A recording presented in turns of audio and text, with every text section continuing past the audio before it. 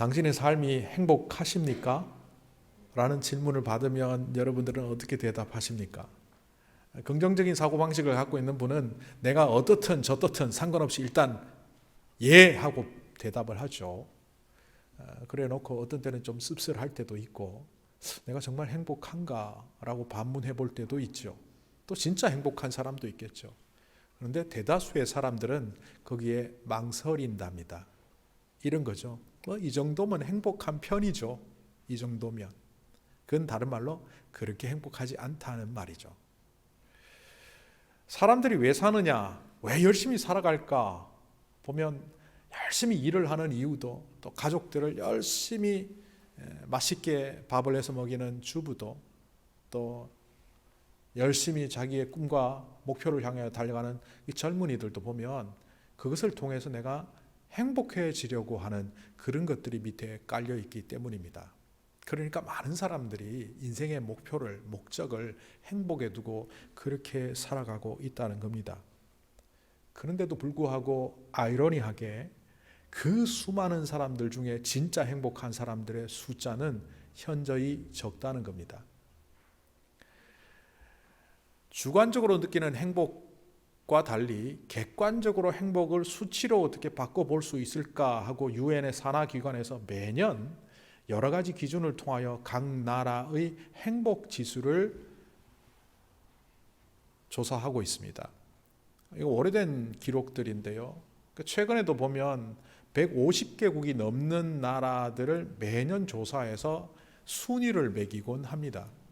그 156개국에 이르는 그 나라들을 제가 다 살펴볼 수는 없어서 그 중에 OECD 국가, 그러니까 경제적으로 어느 정도 안정되어 있는 OECD 38개국의 행복지수는 어떤지 과거에 2018년, 19년, 20년의 조사 자료를 제가 평균을 내보았습니다. 했더니만 그 38개국 중에 대한민국은 35등입니다. 거의 꼴찌와 비슷합니다. 우리가 살고 있는 이 미국 사람들은 세계 최강의 나라, 먹는 거, 입는 거 전부 유럽에 비하여 훨씬 좋고 싼 나라. 그런데 18등입니다. 그러니까 중간 정도입니다. 수치로 계산하면 적어도 7은 나와야 되는데 미국에 살고 있는 사람들도 6점 얼마지 7이 안 됩니다. 한국은 5점 됩니다. 자, 그러면 한국에 살고 있는 한국 사람들과 달리 미국에 사는 한국 사람인 우리들은 18입니까? 35입니까? 아마 18 더하기 35 해서 2로 나누면 적당치 나오지 않을까 혼자 그렇게 생각해 봅니다. 대한민국을 일컬어 문화선진국이라 하고 세계 10대 경제국, 이제는 일본을 젖히고 G7, Great 7 국가에 들어가야 되는 나라라고 하는데 왜 행복지수는 38개국 중에서 35등, 150 몇 개국 중에서는 60 몇 등. 또한 우리가 살고 있는 이 미국은 얼마나 좋은 땅입니까? 그런데 왜 평균치 정도밖에 안 됩니까? 왜 사람들이 이렇게 행복하지 않죠? 또 어떻게 살아야 행복할까요? 유럽을 제패한 한 인물이 있죠. 그를 황제라고 칭하는데 그의 이름은 나폴레옹입니다. 세계 역사 속에서 황제다운 황제 몇몇 사람 그렇게 많지 않습니다. 꼽는 사람들이 있는데 그 이름을 꼽을 때 꼭 들어가는 사람이 나폴레옹입니다.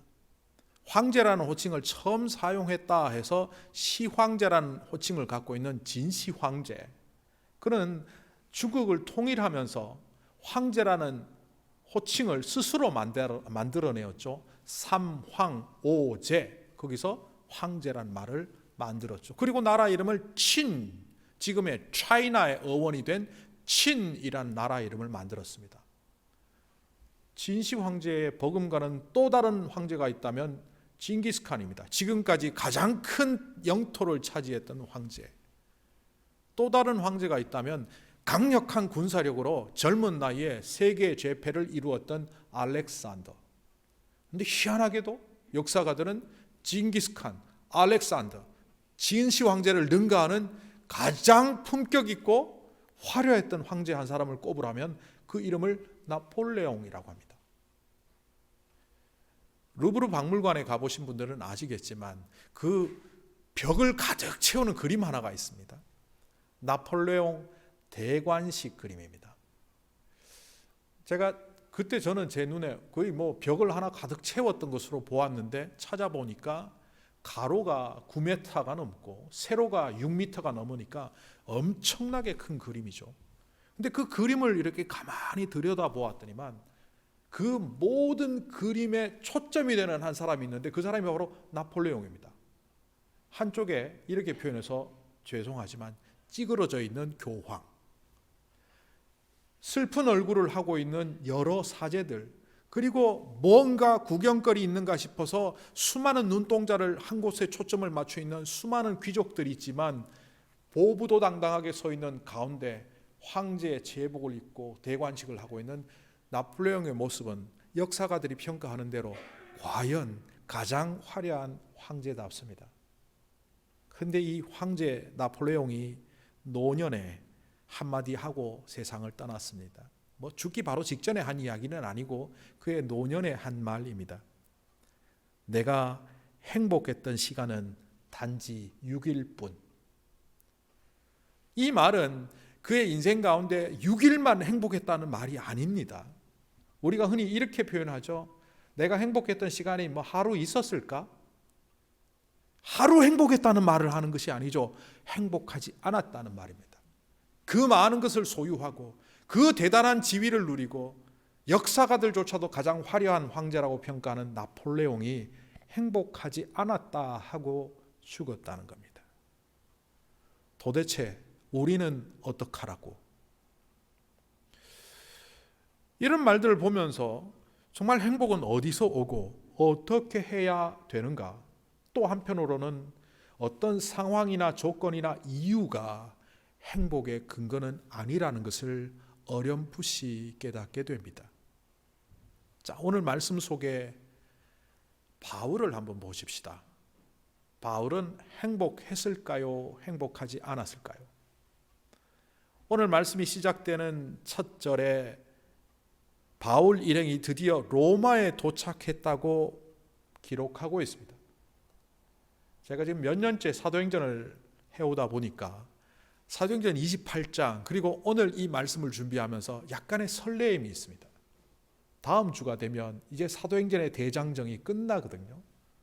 그 몇 년 동안 말씀을 준비하며 사도행전 준비하던 그것이 끝나간다고 하니까 묘한 감정이 있으면서 동시에 로마에 도착해서 성경 속에 기록된 바울의 여정이 끝나가는 지점에 서고 보니 같은 느낌을 갖는 것이 아닌가 생각하게 됩니다. 바울이 로마에 도착하기 전 이미 지난주에 우리가 살펴보았지만 로마에서 70km 떨어져 있는 남쪽 지역에 있는 아피온 저작거리, 아피온 광장에 로마의 성도들이 나와서 환영을 해 주었습니다. 대단한 일이죠.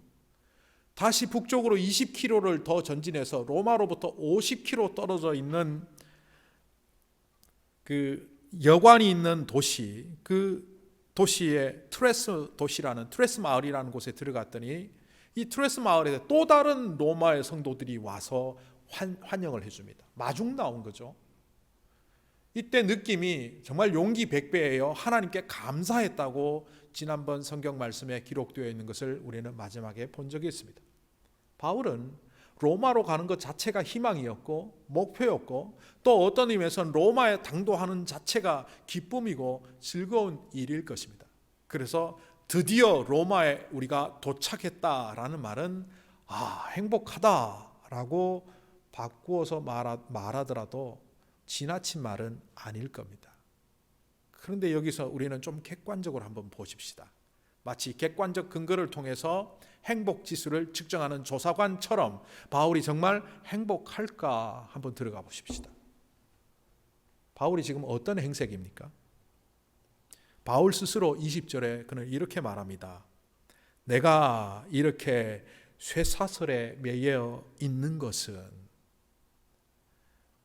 바울이 로마를 희망하여 로마에 왔다고 말은 하지만 그의 행색은 여전히 죄수이고 그냥 죄수도 아니고 쇠사슬에 묶여서 끌려오는 볼품없는 한 죄수에 불과한 모양으로 로마에 들어왔다는 겁니다. 그리고 그는 로마에서도 최하 2년에서 맥시멈 5년까지 있었던 것으로 학자들의 연구에 의하면 드러나고 있습니다. 오늘 성경에 보면 2년 동안 가택 연금을 받으며 가택 구금을 당한 상태에서 사람들을 만나고 사람들에게 복음을 전했다고 되어 있습니다.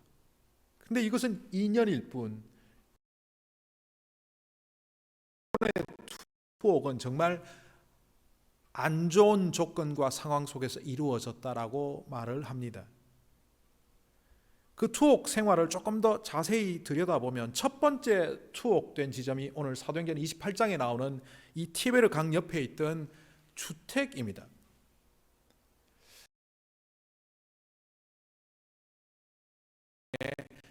직접 가서 본 적이 있습니다.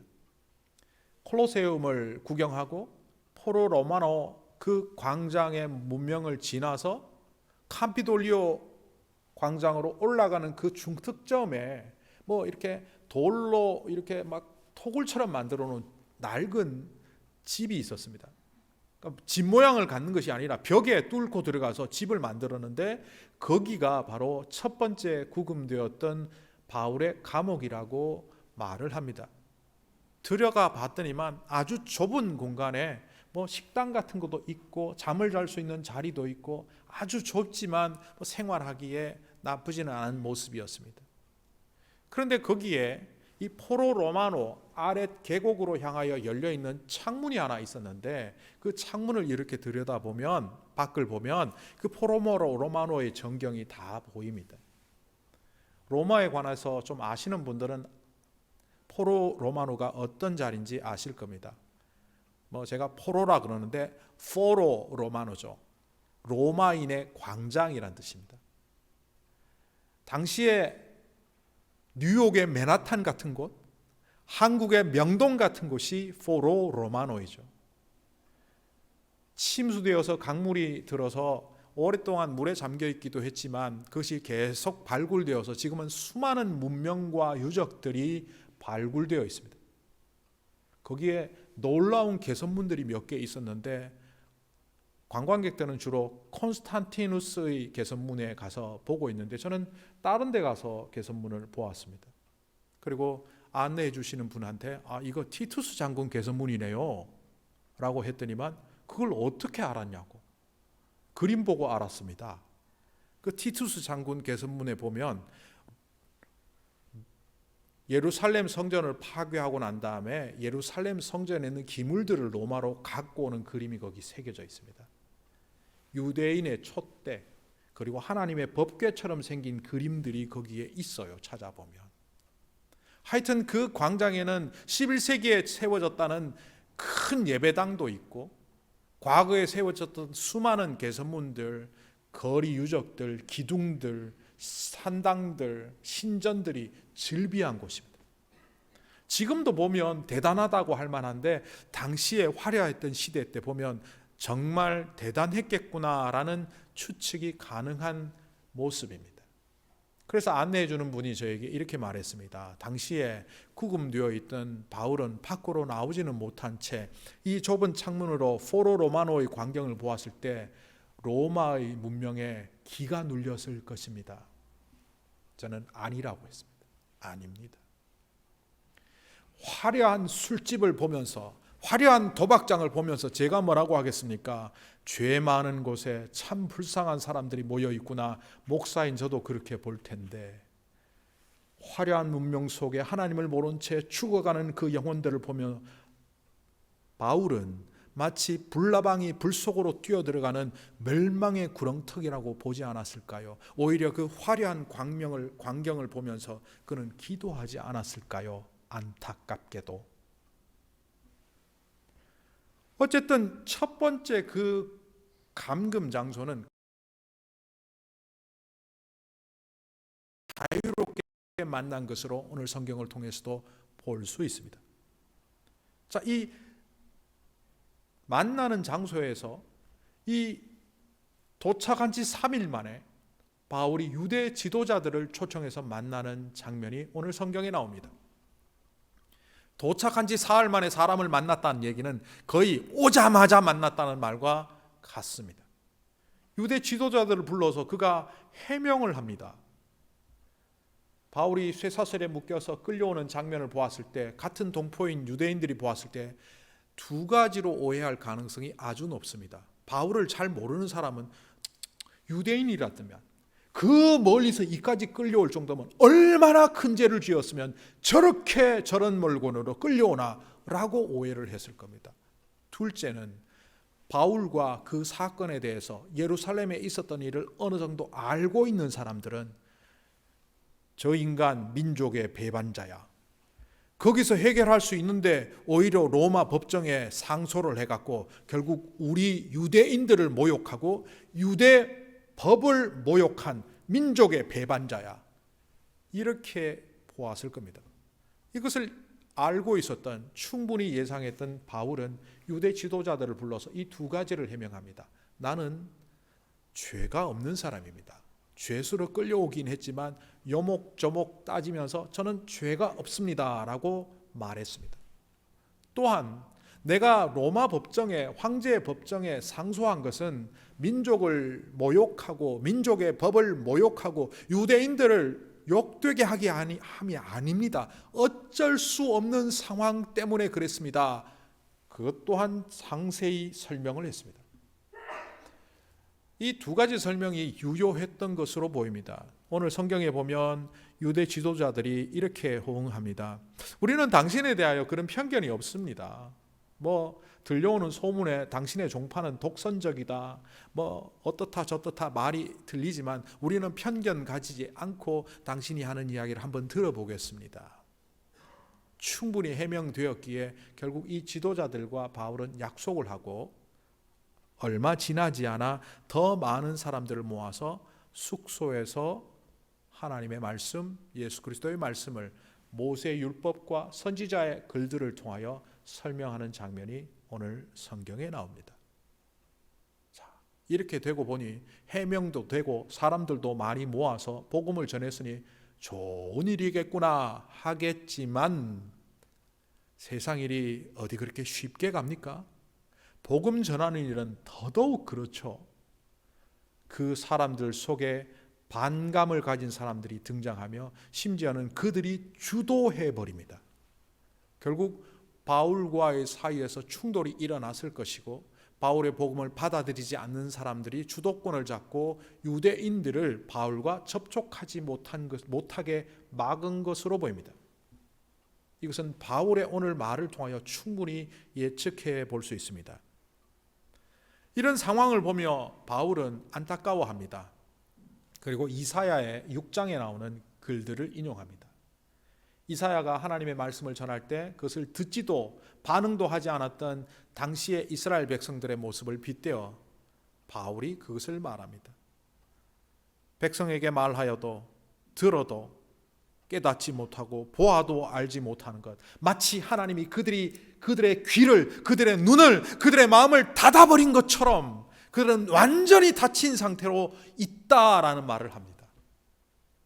자, 이렇게 되면 내가 이렇게 로마까지 와서 이 고생을 해서 이렇게 복음을 전하면 큰 교회가 세워지고 안 믿던 사람들이 마구 몰려오고 대단한 부흥의 역사가 있어야 되는데 이게 웬 말입니까? 할만할 텐데 그는 그렇게 결론을 짓지 않습니다. 뭐라고 말합니까? 이럴 줄 알았다. 무슨 말입니까? 하나님께서 유대인들을 복음으로부터 멀리 하실 때는 다른 뜻이 있다. 그러면서 그는 이렇게 말을 이어갑니다. 여러분은 하나님의 구원의 소식이 이방 사람에게 전파되었음을 알아야 합니다. 여러분들이 받지 않으니까 그것이 이방 사람들에게 전달되어서 오히려 이방인들이 몰려오는 로마 교회는 그래서 이방 사람들이 중심으로 이루어지는 주님의 교회가 되고 맙니다.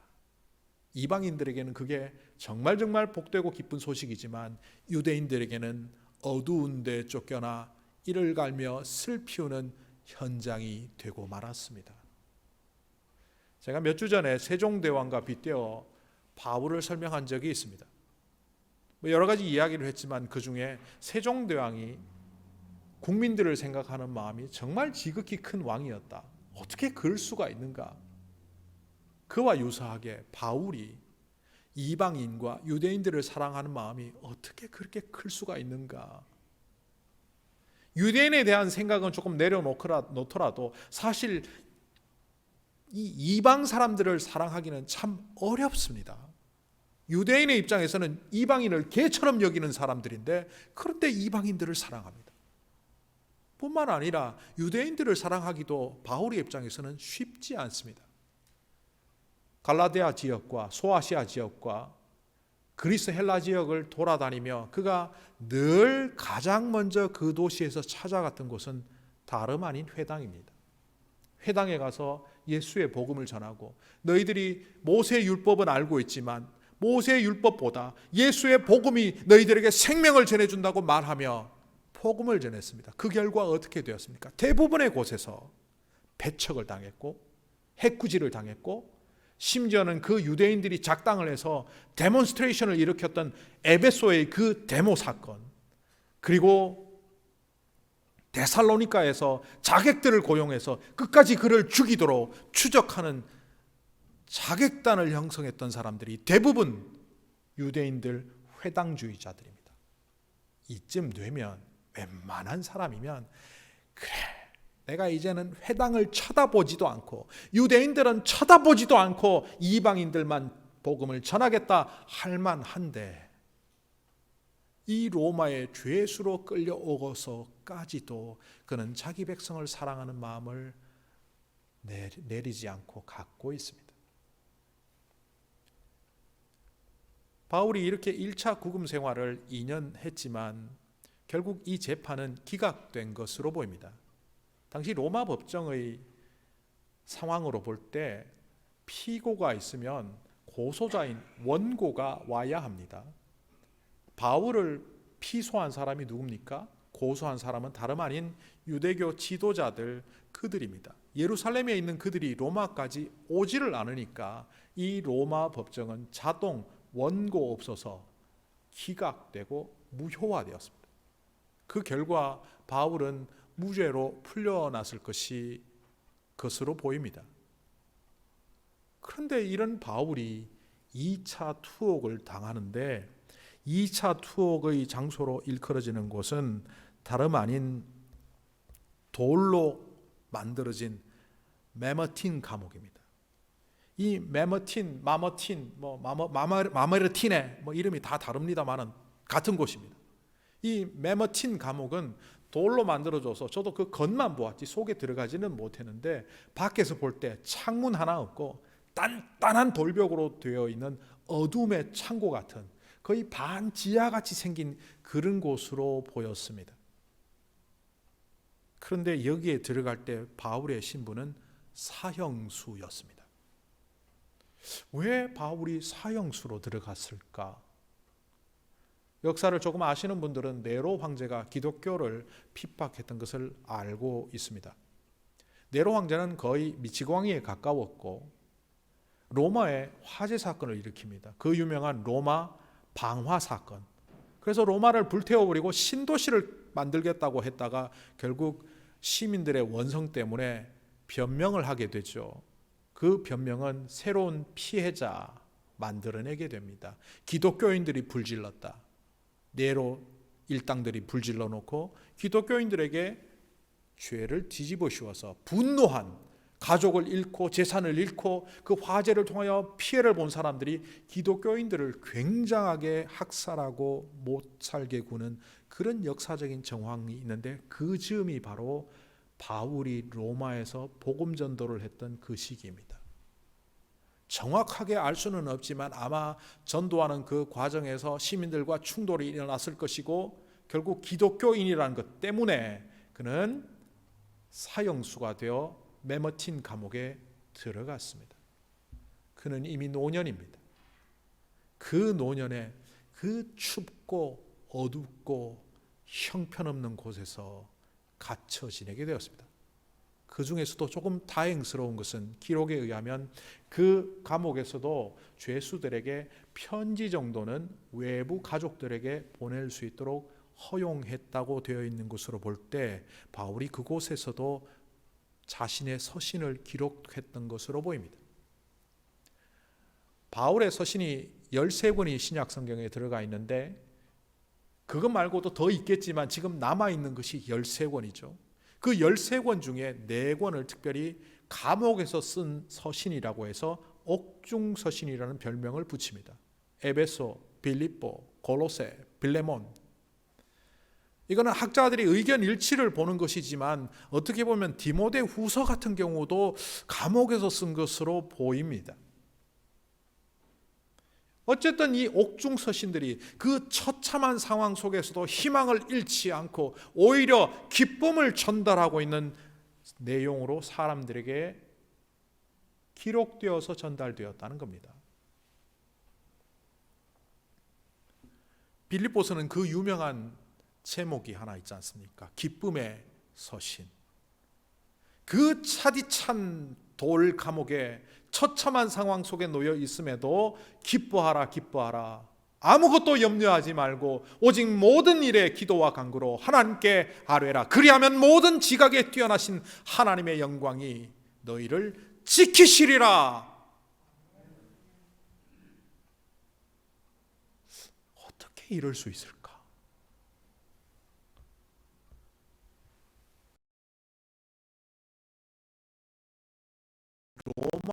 로마에서 좀 나와 로마 외곽에 있는 마을에 있습니다. 거기도 가보았는데 거기에 갔더니만 2개의 예배당이 있었습니다.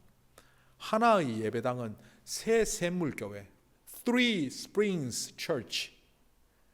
바울이 참수형을 당하면서 목이 잘렸는데 목이 3번 튀었답니다. 그리고 튄 곳에 샘물이 나오게 되었는데 이거는 믿거나 말거나 같긴 합니다만은 그것을 기념하여 거기에 새 샘물교회를 세워놓았습니다. 그런데 그 앞에 천국 계단교회라는 게 또 있어서 들여다봤더니만 이곳은 사형되기 직전의 감옥이 지하 깊숙이 갇혀있던 그 지하 감옥 위에 세운 교회라고 합니다. 저는 그 예배당 앞에서 기도하며 마음이 무거워졌습니다. 노년에 건강이 극도로 쇠약해져 있는 그 상황 속에 이제 자기 할 일을 다 하고 이 자리에 있는 바울은 참 어떠했을까? 자기가 죽을 날을 알고 있었겠지만 그 참수형을 당하는 것이 확정된 그 삶을 지하 감옥에서 살아갈 때 그의 마음이 어떠했을까?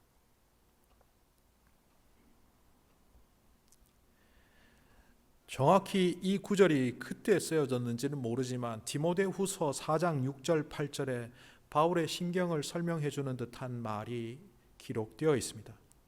나는 이미 부어드리는 제물로 피를 흘릴 때가 되었고 세상을 떠날 때가 되었습니다.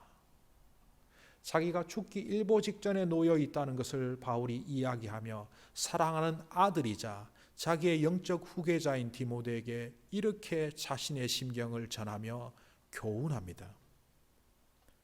디모데후서 4장 7절부터입니다. 나는 선한 싸움을 다 싸우고 달려갈 길을 마치고 믿음을 지켰습니다. 이제 나는 나를 위하여 의의 면류관이 마련되어 있으므로 의로운 재판장이신 주님께서 그날에 그것을 나에게 주실 것이며 나에게만이 아니라 주님께서 나타나시기를 사모하는 모든 사람에게 너에게도 모든 믿는 자들에게도 주실 것을 믿습니다. 저는 그 천국 계단교회에서 눈물을 흘리며 바울이 얼마나 힘들었을까 생각하며 예배당 돌벽에 손을 얹고 기도했지만 나중에 보니 디모데후서 4장 6절 이하의 말씀을 근거로 바울의 심경을 해석해 보자면 그는 그 어두운 지하 감옥에서조차 선한 싸움 다 싸우고 내가 의의 면류관을 받으러 주님께 가니 내가 또한 기쁘지 아니한가 하고 있는 모습을 보여주고 있습니다. 도대체 바울, 당신 누굽니까? 왜 이렇게 이 상황 속에서도 힘들어하지 않습니까?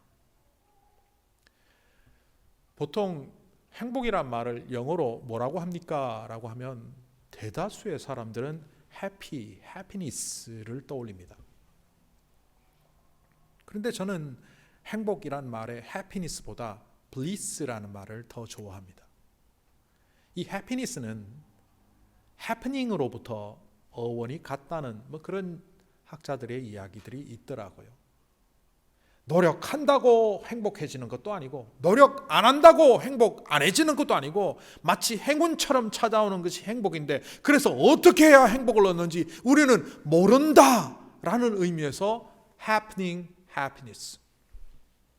그런데 bliss라는 말은 bless와 어원이 같습니다. 하나님이 우리에게 복을 주시고 하나님이 우리에게 주시는 것이 blessing 혹은 bliss. 하나님이 우리에게 주시는 것이 행복이기 때문에 주님의 뜻대로 사는 사람에게 하나님의 사명을 감당하며 살아가는 사람에게 하나님이 행복을 선물로 주신다. 이렇게 말할 수 있기 때문에 저는 bliss를 좋아합니다. 그런데 한 작가가 bliss란 말을 행복이라고 번역하면 안 된다라고 말하는 것을 본 적이 있습니다. 그는 이렇게 말합니다. 이것은 우리말로 바꿀 때 행복이 아니라 희열이라고 말하는 것이 맞다. 이 희열이란 말은 그냥 기쁘다가 아니라 극한의 기쁨을 말하는 단어입니다. 왜 그러느냐라고 보았더니만 그는 이렇게 말합니다. 블리스란 말은 천국의 기쁨을 말하는 단어다. 천국에서 우리가 누리고 천국에서 경험하는 것들을 말하는 것인데 그렇다면 이것은 행복이 아니라 희열이라고 번역해야 된다. 어떻게 번역하든지 간에 해피니스와 블리스는 전혀 다르다는 것은 명확하게 알고 있습니다. 자, 바울은 3번의 투옥 생활을 로마에서 했고 마지막에 처참하게 세상을 떠났는데 왜 바울을 우리는 행복하다라고 말할까요? 우리가 바울을 행복하다라고 말할 수 있는 근거는 어디에 있을까요? 그가 쓴 여러 서신들과 그를 연구한 여러 자료들을 종합해 보면 그가 행복했던 노년을 보낸 것은 확실합니다. 그런데 그 근거가 뭐냐는 것이 우리의 궁금증입니다. 왜 행복했지? 유럽을 제패했던 나폴레옹이 수많은 것을 누리고 최고의 지위에 있었음에도 불구하고 나는 6일만 행복했다. 행복하지 않았다라고 말하는 반면 태어날 때부터 삼중고의 고통 속에 놓여 있던 한 여인이 있었죠. 헬렌 켈러. 보지도 듣지도 말하지도 못해서 결국 그는 감각을 통하여 언어를 배웠던 그 헬렌 켈러의 고통. 이 헬렌 켈러의 고통만 우리는 생각하지만 사실은 그가 노년에 이렇게 말했다는 것을 잘 모르죠. 내 생애에 행복하지 않은 날이 단 하루도 없었다. 덕실한 기독교인이었던 그는 자신의 고통의 자리까지 찾아오셔서 자신과 늘 함께 하셨던 주님과 동행했기에 그 주님과 동행하는 그 이후로 자기는 행복하지 않은 날이 단 하루도 없었다라고 말합니다. 말 그대로 bliss, 천국의 희열과 기쁨을 누리며 그는 살아갔습니다. 도대체 행복이 뭐길래 나폴레옹은 다 가지고도 행복하지 않은데 아무것도 없어 보이는 헬렌 켈러는 왜 늘 행복했을까? 바울을 다시 주목해 보면 바울과 우리와의 차이는 여기에서 드러납니다. 무엇을 생각하느냐? 무엇을 바라보느냐? 무엇을 소망하느냐? 어떻게 왜 살아야 되는지를 알고 있느냐? 자신이 어떻게 살아야 되는지를 알고 있었고 이 땅에 있는 이유가 뭔지를 정확히 알았던 바울은 그 상황 속에서도, 열악한 상황 속에서, 민족이 자신을 등지는 상황 속에서 이방인을 선교하는 선포의 현장으로 삼았고, 투옥되어 사형수로 되어가는 그 자리에서도 이제 선한 싸움 다 싸우고 의의 면류관을 가지러 가는 준비된 자리에 있다고 스스로 고백했고, 목이 잘려 죽는 직전에서도 그는 나의 죽음이 오히려 내가 이 땅에서 살아있는 것보다 더 복되다, 주 안에서 내가 죽는 것이 오히려 유익하다라고 말하는 사람으로 서 있는 그를 볼 때, 우리가 행복하지 않은 이유는 잘못된 것을 보고 잘못된 것을 기대하고 잘못된 꿈을 꾸고 엉뚱한 것을 옳은 것이라 여기며 살아가는 그 이유라는 것을 깨닫게 됩니다. 빌립보서 1장 17절 18절에 나온 내용을 근거로 바울이 어려운 상황 속에 처했을 때 어떻게 해석했는지를 우리는 볼 수 있습니다. 내가 매임에 괴로움에 더하게 할 줄을 생각하여 순수하지 못하게 다툼으로 힘들고 어렵게 하지만 그런 가운데서도 그리스도가 전파된다면 사람들이 내 말을 듣지 않고 이렇게 저렇게 자기 나름대로 가다가 나의 마음을 아프게 할지라도 그 방법을 통해서라도 그리스도가 전파된다면 나는 기뻐하고 또한 기뻐하리라.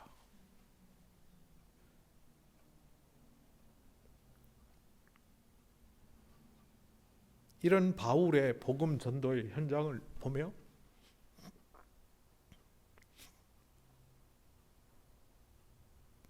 사도행전을 기록한 누가는 이렇게 적고 있습니다. 하나님의 나라를 엄숙히 선언하고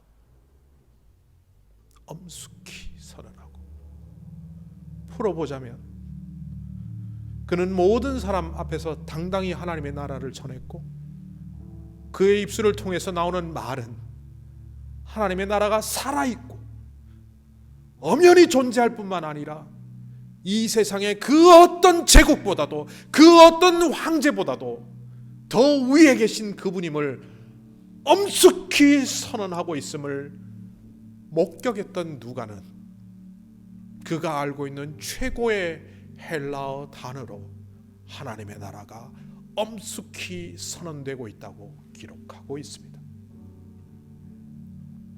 과연 우리는 무엇을 위해서 살고 있습니까? 우리는 무슨 생각을 하고 살아가고 있습니까? 우리는 이 땅의 사람들이 아님에도 불구하고 그 모든 가치를 혹시 이 땅을 위하여 살고 있지는 않습니까? 다시 한번 묻습니다. 여러분 행복하십니까? 그리고 그 행복의 기준이 정말 바울처럼 주님 앞에 있습니까? 기도하겠습니다.